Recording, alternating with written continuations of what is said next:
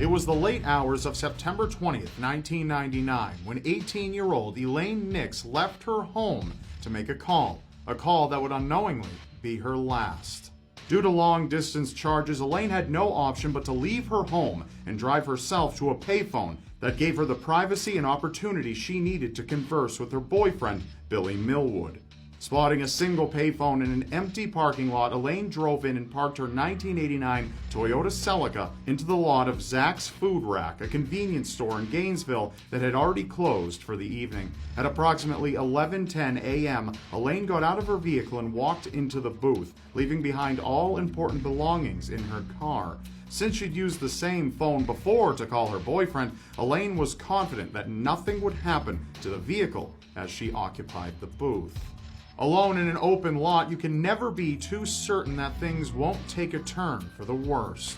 At approximately 2 a.m., a police officer making his nightly surveillance route noticed Elaine's vehicle in the lot. Inspecting the vehicle, the officer noted that the hood of the car was still warm, and it appeared that the keys to the Toyota were still in the ignition. The officer found no sign of anyone in the front seat, but he uncovered a purse and a pack of cigarettes tossed into the back seat.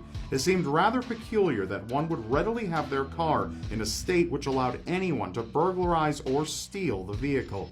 Despite his suspicious discovery, the officer made his way back into his patrol car and drove off, continuing his rounds for the night.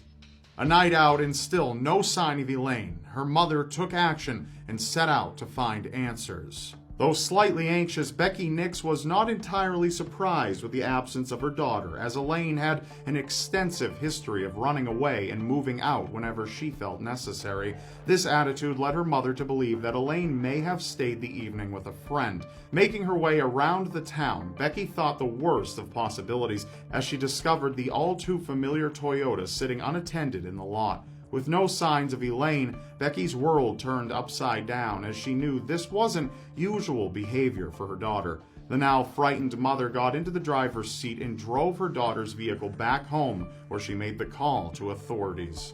Search parties formed upon the news of Elaine's disappearance. The Nixes were determined to bring Elaine back home safely. A missing persons report was filed on Elaine's disappearance. However, this deferred authorities, as most teenagers who run away often eventually make their way back home. For loved ones, seconds turned into minutes, minutes turned to hours, and hours soon turned to days. Dusk until dawn, concerned family and friends, including Elaine's boyfriend, scavenged nearby rivers and creeks for the missing girl, but to no avail. Not a single trace of Elaine could be found.